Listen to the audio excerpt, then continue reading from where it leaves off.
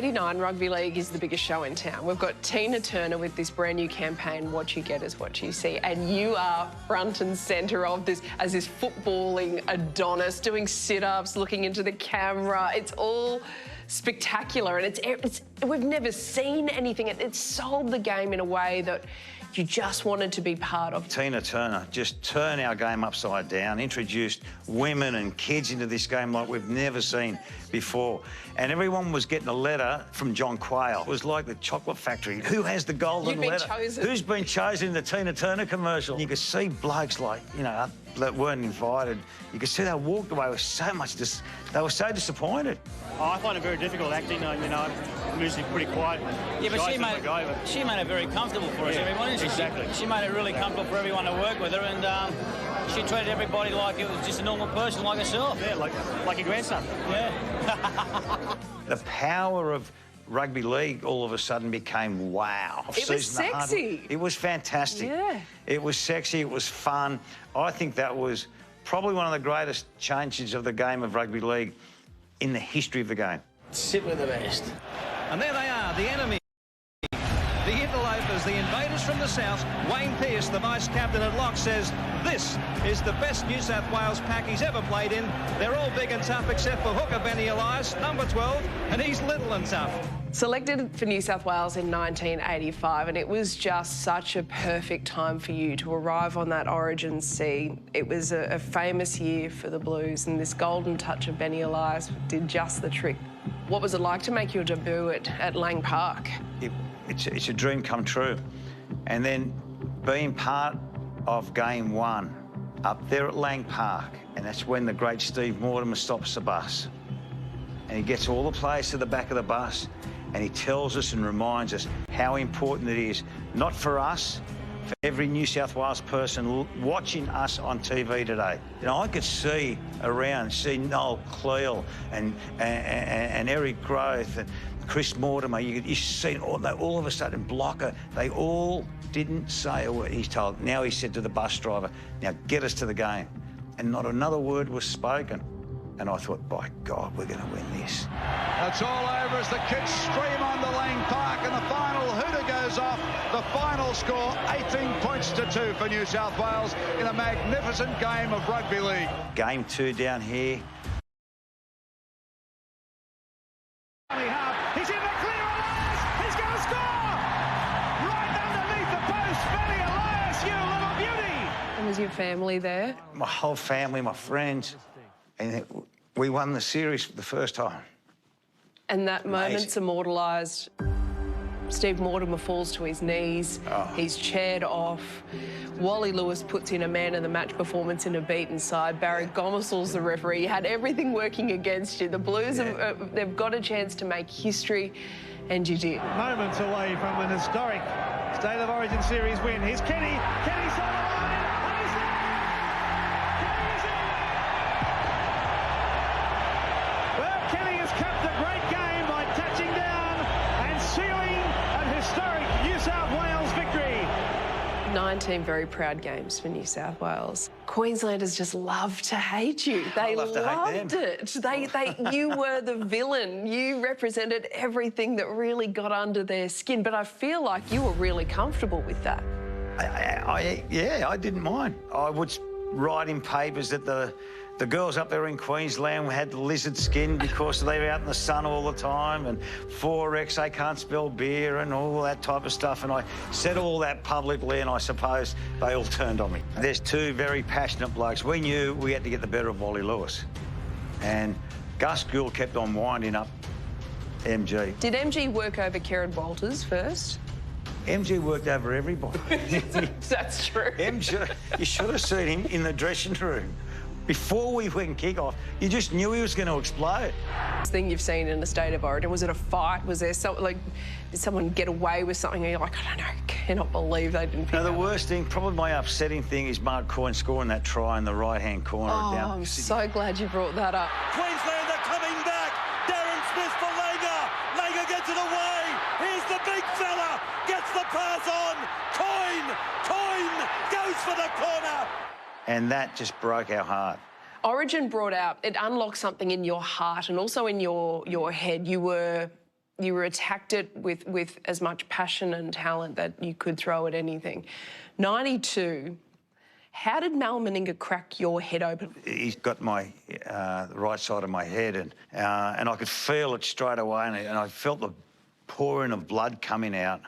But like, I think it was about 36 different stitches I had across the melon there. I was with the doc after the game for a good couple of hours. And then your beautiful mum, Yeah. those beautiful moments. Benny Elias, oh my heavens, look at him covered in the claret, but there's Mum mopping up, as she's done so many times over the years. Because she was a mum trying to take care of her son. You're an Origin hero, but she was there just trying to mop up some of the blood all over your face. It was, I don't know, that moment resonated with almost everyone. Without doubt, she's probably the most famous mother in State of Origin history. You know, she jumped the fence, she got through the security, and there's about 15 seconds to go. Here she is with a handkerchief wiping my hair, wiping the blood off my hair. And I looked, what the hell are you doing here? All of a sudden, that moment, and then the siren went and everyone just poured in on it. And there was Mum, and I just, if there was a moment you want to share with your mum, that was the greatest moment of my life.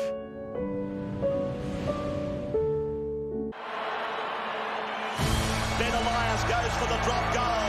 He's got it again. But the little fellow, the bouncing Benny, gets another point. Did you know at that stage that would be your last State of Origin? No, it was never planned for that to be my last game. Why did you retire? Bob Fulton rang me up. He says, BE, it's Bose. And Bozo's a pretty intimidating bloke. He was the Australian coach. I'd been on the 90 Kangaroo Tour with Bozo, so I knew him pretty well. And he said, mate, we're looking for a hooker. No-brainer. He asked me how much I was on at the Tigers. I told him what I was on. He offered me an extra $100,000 to come over to Manly.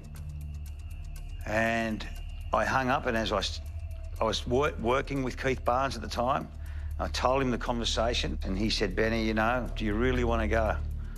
And I said, I don't really want to go at all, no. And I rang him Monday morning. He said, yes or no? And I said, Bose, yes or no, he said. And I said, but no, I'm going to have to say no. And he goes, bad move. And he hung up on me. And 6 weeks later, the Kangaroo side gets picked. And I'm thinking that I'm in the state, I'm in it. I'm in with the Australian side. My name doesn't get mentioned. I ring up Keith Barnes. I said, Keith, I'm retiring from the game. I've got other things now. It's another part of my life now that I need to move on. And I just started a telephony company back then in the early 90s. I ended up having a very big telephony company, which What's a telephony company? Mobile phone company. Right. So mobile phones. So mobile phones were the big hit in the early 90s. And I was fortunate enough to see myself get into the mobile phone industry. I ended up having 42 mobile phone stores nationally. And I just thought, it's time to go. Later on, I was up Coffs Harbour with my family, and Bozo was up there with his family. And we had a couple of drinks, and I asked him, why wouldn't you have picked me in 94? And he said, well, mate, you know the rules, you know the rules. And that's basically, he sort of heckled about that, and I almost wanted to go boom. But that was disappointing.